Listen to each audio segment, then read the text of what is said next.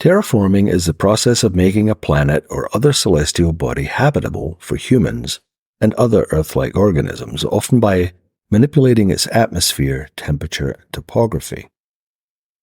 The concept of terraforming is often used in science fiction, such as in Kim Stanley Robinson's Mars trilogy of novels, but it is also a topic of scientific study and speculation. The term terraforming was coined by American scientist and science fiction author Jack Williamson in the 1940s. In his novella Collision Orbit, he used the term to describe the process of transforming a planet's environment to make it habitable for human beings. The term terra is Latin for earth, so once you know that, terraforming is pretty self-explanatory. There are several ways that terraforming could be achieved, including atmospheric alteration. This involves changing the composition of a planet's atmosphere to make it more Earth-like. For example, a planet's atmosphere could be thickened or thinned, or its composition could be altered to include oxygen and other gases that are essential for human life. Temperature regulation.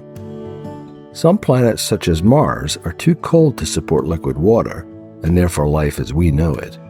Terraforming could require releasing greenhouse gases into the atmosphere to warm the planet, or using mirrors or other devices to direct sunlight and trap heat.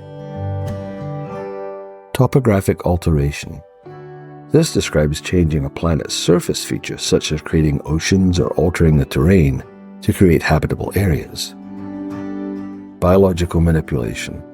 This could mean introducing new life forms into a planet, such as plants and animals that could be used to create an atmosphere or provide food sources. Terraforming is currently considered at least feasible on some planets in our solar system, such as Mars, but it would require a significant amount of resources and technological advancements. In Mars' case, the planet also has a very weak magnetosphere, which on Earth helps shield the surface from solar radiation and cosmic rays.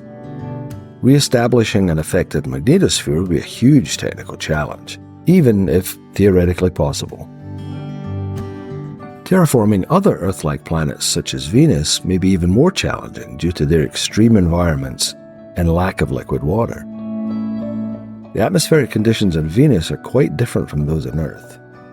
The atmosphere is primarily composed of carbon dioxide, with thick clouds of sulfuric acid, and the surface temperature is over 800 degrees Fahrenheit. Oh, and the atmospheric pressure is roughly the same as being 3,000 feet underwater here on Earth. That seems like a lot of heavy lifting. Additionally, there are ethical and philosophical considerations surrounding terraforming, such as the potential impact on any existing life forms, and the question of whether it's morally justifiable to alter other planets for our own use. We don't have a great track record when conquering new lands here on Earth. Think of the Americas in recent history. But it may be a little more morally grey when speaking of taking over a presumably dead world for humanity's use. Would that not be more analogous to finding a deserted island and moving in, building shelters and starting a farm? I'm not a philosopher of any kind, so I can't say one way or the other with any authority. Humankind has altered its immediate environments pretty much non-stop since we figured out how to do so. We build and we farm, we make dams and reroute rivers and so on. Maybe it's something we're compelled to try and do on some level, for better or worse. If you subscribe to the theory of man-made global warming, then we are doing it right now on our own Earth, on a small but not insignificant scale. So overall, while terraforming a whole planet is an intriguing concept, right now it remains largely in the realm of science fiction and faces significant technical and ethical challenges. Hey, thank you for watching, and check out the links below.